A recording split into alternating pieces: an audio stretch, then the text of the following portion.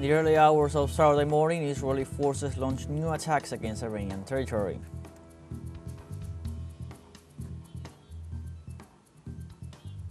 According to Gaza's health authorities, the Palestinian death toll in the war-ravaged Gaza Strip has risen to 35,297, with a further 128,426 injured since the conflict between Hamas and Israel began on October 7, 2023.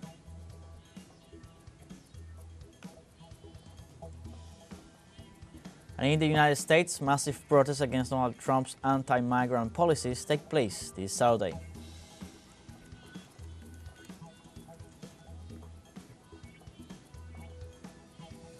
Hello, welcome to From the South. I'm Luis Alberto Matos from the teleSUR studios in Havana, Cuba.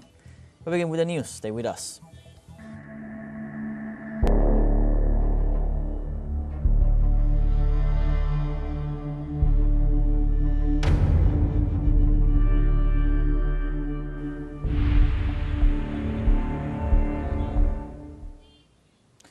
Early Saturday morning, Israeli forces launched new attacks on Iranian territory.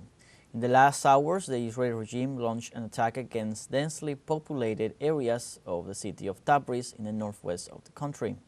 On the other hand, Iranian media reported that 60 people were killed on Friday, among them 20 children, after an Israeli attack on the Shahid Kamran residential complex in eastern Tehran.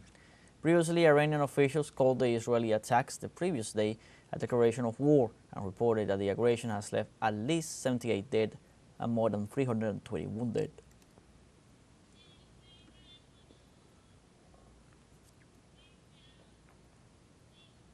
And on Saturday, Iran launched a fifth wave of missile strikes against several targets in Israel in response to the Zionist attacks against Iranian nuclear facilities and senior officials.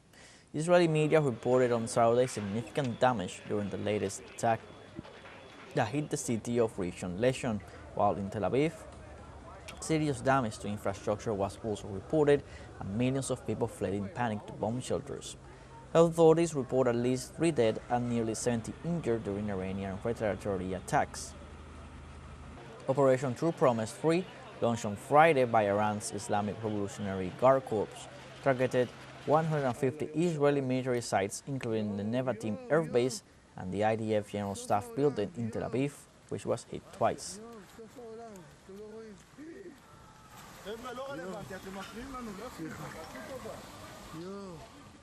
And on Friday, Iranian intelligence intercepted several vehicles with Zionist Mossad suicide drones. Authorities said several vans loaded with caches of drones ready to be used in a sabotage operation were seized on Friday and that the equipment has been dismantled. Iranian security forces have urged the population to report any suspicious activity linked to foreign agents.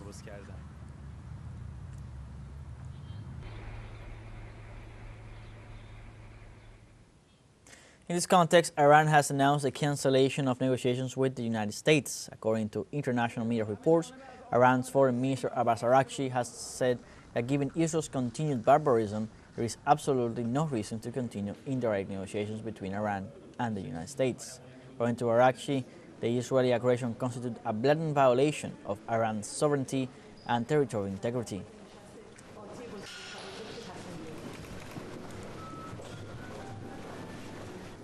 And earlier, Iran denounced the United States' complicity in the new Israeli aggression against Iranian territory before the United Nations Security Council during an extraordinary session convened by Tehran. Iran's ambassador to the UN, Amir Said Iravani, stressed that the Security Council must condemn Israeli aggression against Iran in the strongest possible terms. In this regard, he stressed that anything else would mean the collapse of the international system, an invitation to chaos, and silence would be equivalent to participating in this crime. The ambassador and permanent representative of Iran emphasized that Israel carried out a series of coordinated and previously planned military attacks against several cities in the Persian country, taking full advantage of the intelligence and political support of the United States.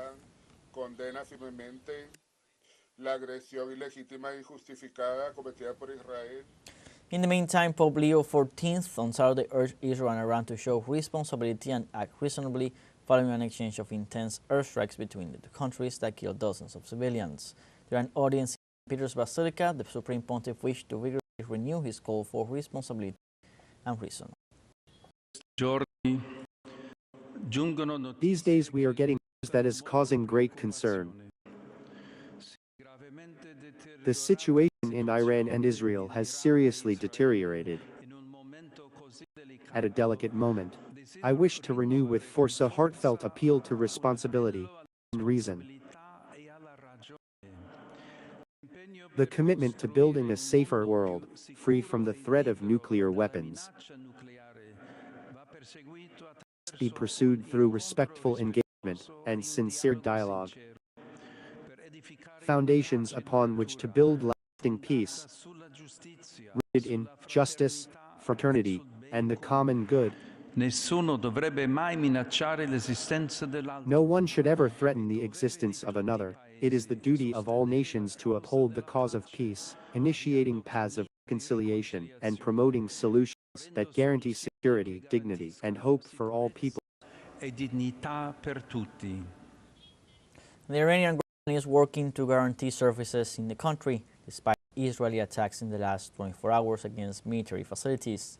The Ministry of Roads and Urban Development announced that ports, railway stations, and road transport operators continue to operate at full capacity. However, it warned that domestic and international flights are temporarily suspended. It also emphasized that the decision was made with the aim of guaranteeing civil security and preventing possible threats. Iran called on the population not to make unnecessary purchases or stock up on products, as the military authorities remain in control of the area.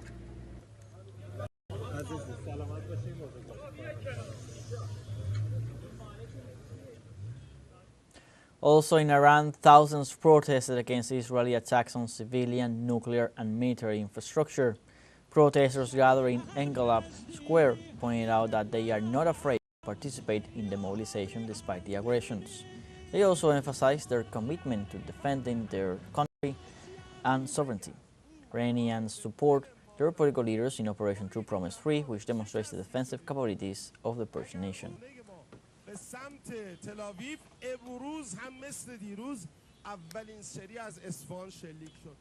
And according to Gaza's health authorities, on Saturday, the Palestinian death toll in the war-ravaged Strip has risen to 55,297, with a further 128,426 injured since the conflict between Hamas and Israel began on October 7, 2023. Over the past 48 hours, Israeli attacks have claimed 90 Palestinian lives and injured a further 605 people. It specified that 5,014 deaths and 16,485 injuries had occurred since March 18, 2025, and revealed that medical facilities have received 74 fatalities and over 2,532 injured people from incidents near humanitarian aid distribution centers in southern Gaza.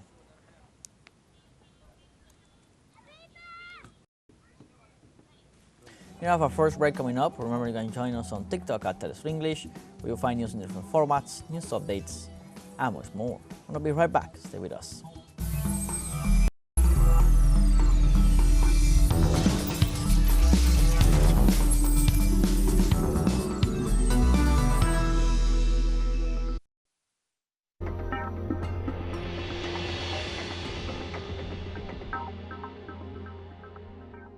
What is happening in China? Everything you want to know about current affairs, politics, economy, culture, and technology, summed up in a single program. China Now by teleSUR.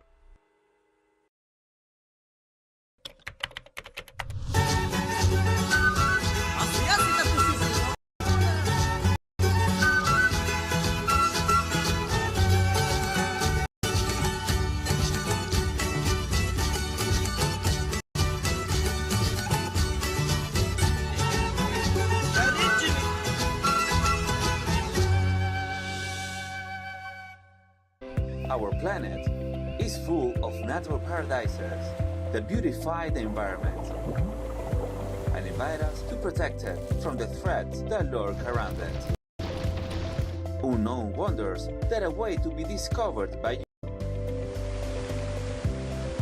Join us to tour the world from a touristic perspective. Let us move towards a new green destination every Wednesday, only on teleSUR.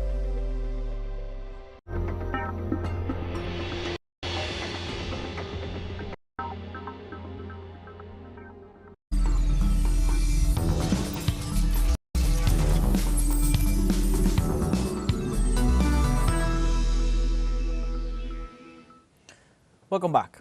The death toll from the crash of the India Boeing 787 plane that crashed on Thursday after taking off from the northwestern Indian city of Ahmedabad en route to London has risen to 279. Although an official statement with the final figure has not yet been issued, police sources indicated the final death toll could be between 274 and 279. Air India Flight 171 crashed on Thursday less than a minute after its takeoff at 1:09 p.m. local time to London's Gatwick Airport, according to the Indian Civil Aviation. The Indian Minister of Interior Amit Shah indicated that the final balance of the catastrophe, one of the worst in the world since the year 2000, will be published after all DNA identifications of the victims have been carried out.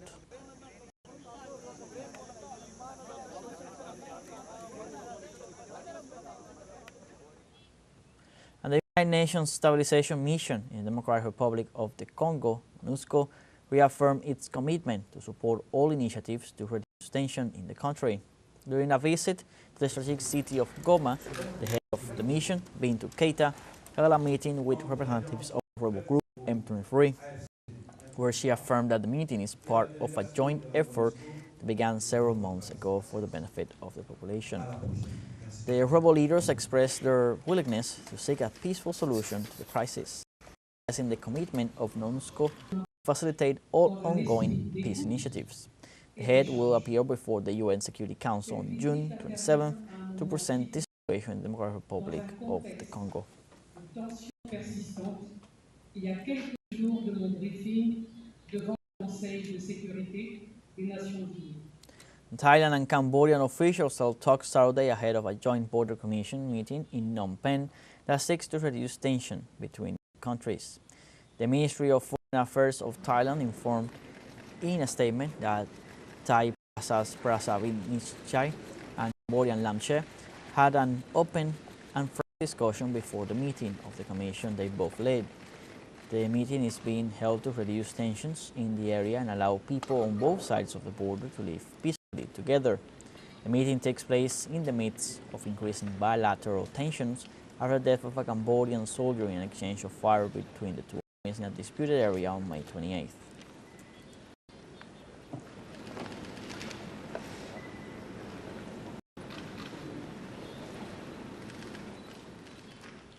In our news, specialized units carried out the safe evacuation of 3,800 residents of a building in the busy areas of Dubai, the economic capital of the United Arab Emirates, due to a fire that was extinguished.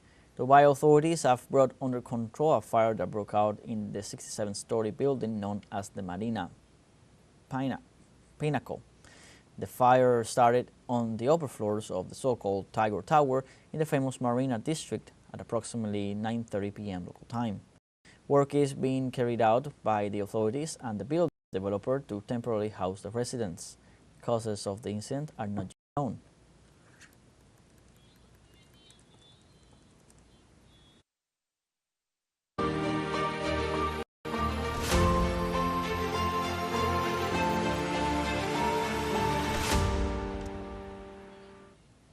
The governments of Russia and Ukraine exchanged prisoners of war as part of the agreements reached during the negotiations in the Turkish city of Istanbul. The Russian Defense Ministry reported that on Saturday a new group of Russian prisoners returned to the country and at the same time captured Ukrainian soldiers were handed over to Kiev. The Defense Ministry stated that the soldiers are receiving the necessary psychological and medical assistance in Belarus and will then undergo treatment and rehabilitation in medical facilities. Russia and Ukraine agreed to carry out the largest prisoner exchange since the start of the special military operation, in addition to the unilateral transfer of 6,000 frozen bodies of enemy soldiers.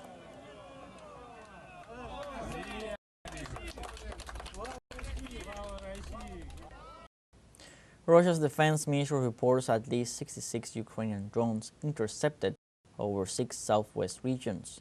The Russian Defense Ministry said the most recently attacked provinces are Voronezh, Belgorod, Stavropol, Samara, Crimea, and over the Sea of Azov. Territories bordering with Ukraine, like Belgorod, Bryansk, Kursk, and Voronezh, have reported regular projectile impacts as well as incursions and attacks from the other side of the border, forcing residents to leave and seek refuge in areas.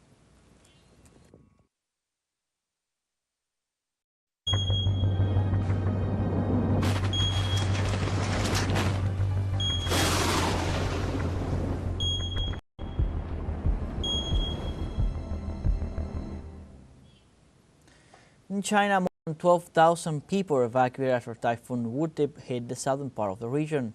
The Weather Service reported that the storm could weaken this Saturday.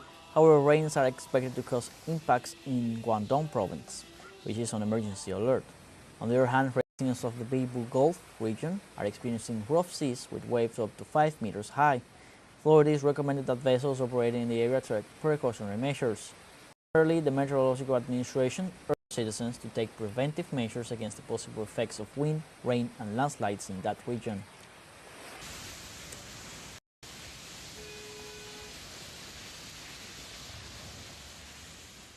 And the National Hydrometeorological Forecast Center of Vietnam reported that at least 5 provinces could be affected by floods and landslides caused by Tropical Storm Wood. The meteorological agency warned the population to be on the lookout for potential disaster risk as rain expected on Saturday. It also pointed out that flash floods and landslides could negatively impact the environment and endanger lives. Meanwhile, the Ministry of Agriculture and the Environment has stated that it will monitor the rainfall to prevent and minimize damage.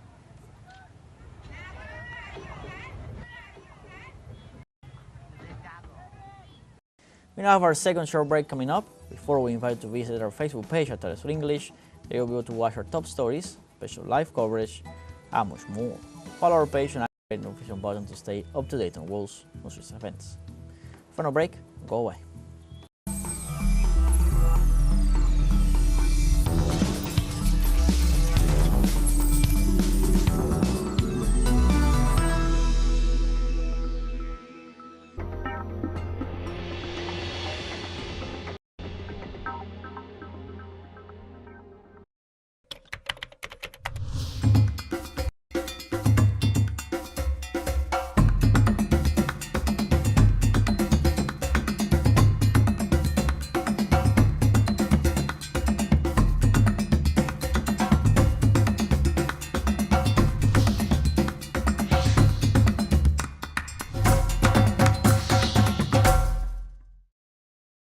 Our planet is full of natural paradises that beautify the environment and invite us to protect from the threats that lurk around it. Unknown wonders that await to be discovered by you. Join us to tour the world from a touristic perspective. Let us move towards a new green destination every Wednesday, only on teleSUR.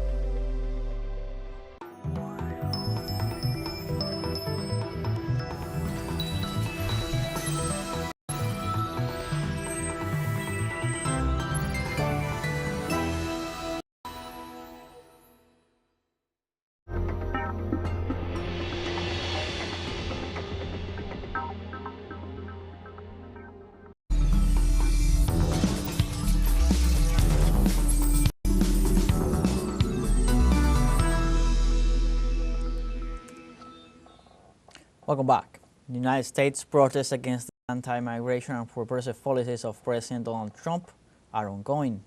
Under the slogan, "A Day Without Kings," thousands of people have showed their rejection to the hegemonic policies of the Trump administration, which is using the army to repress demonstrators and the migrant community in the United States. Protesters, which were also called in Mexico, the United Kingdom and Germany, followed several days of tensions and riots in the city of Los Angeles, spurred by the latest raids on migrants. Over 2,000 protests have been called in all 50 states of the country amid the military parade announced by the U.S. President to mark Flag Day and the 250th anniversary of the U.S. Army.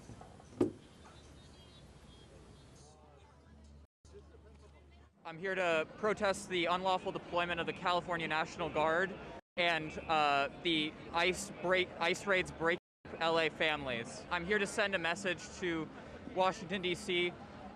Congress needs to stop Donald Trump. Federal courts need to continue their checks on his power. And in Bolivia, President Luis Arce announced that he will continue operations to remove roadblocks in regions disrupted by protests demanding that former President Evo Morales be allowed to run in upcoming elections. Arce reported that police and military forces are working to lift the blockades in Potosí, Chuquisaca, and Santa Cruz. In this regard, authorities are taking action to guarantee free transit and the safety of citizens and prevent food shortages. President Arce also condemned acts of political violence and what he described as illegal methods in the exercise of democracy.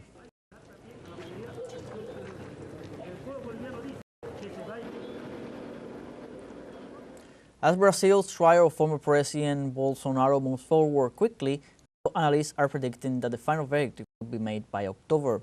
Correspondent Brian Meir with the details.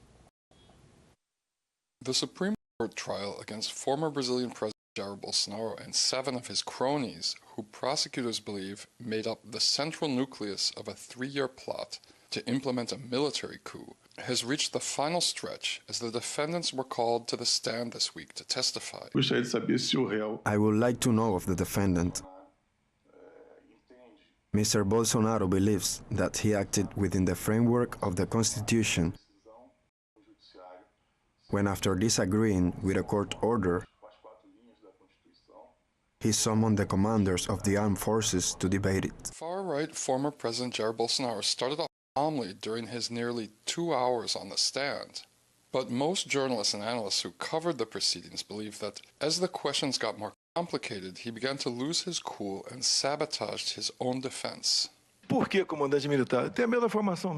armed forces commanders? We had the same education. We went to the academy. We had the same training. The military are always with you in your good and bad moments. I was in no mood to invite anyone to discuss anything. They were the only ones left who could listen to me let off steam. The defendants have finished their testimony.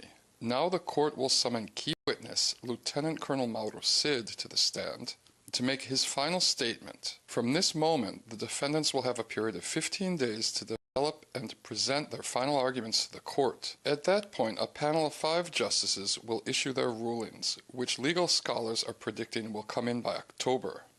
Bolsonaro incriminated himself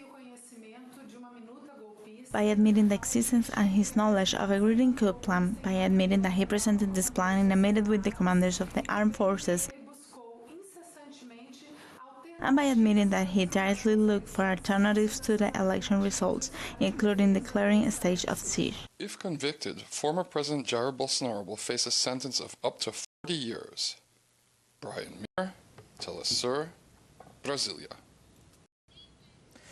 On June 14th, we commemorate the 97th anniversary of the birth of Ernesto Che Guevara, a key figure in the history of Latin America. Born in Argentina on June 14th, 1928, Ernesto Guevara de la Serna became a man who stood out for the principles he defended and, above all, for acting in full correspondence with what he stated in this respect. Already from the stage of liberation struggle in Cuba, he was concerned about having means that would contribute to explain to the people the objective for which they were fighting, and also to spread the truth about how the war was developing, not only with speeches and conferences, but also with the use of the word through the mass media. He also showed the importance he attributed to the combat that it was necessary to wage with the force of ideas.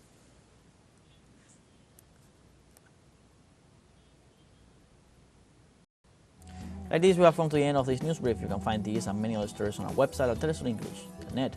Join us on social media, Facebook, Instagram, Telegram, and TikTok. For TeleSUR English, I'm Luis Alberto Matos. Thanks for watching.